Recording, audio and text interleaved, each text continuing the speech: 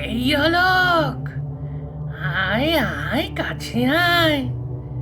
সেই কবে থেকে তোর জন্য অপেক্ষা করছি। আবার আমরা মাছ ধরতে যাব, একসাথে সেই খেলাটা খেলবো। হ্যাঁ, তুই খেলবি না অলোক?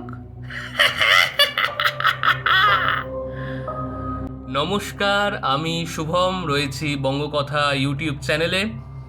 লেখক আকাশদীপ গড়গড়ির লেখা একটি স্পেশাল ভয়ের প্রজেক্ট ঘোষেদের পুকুর পাড়ে আসছে খুব শীঘ্রই, এমনকি এসেও গেছে।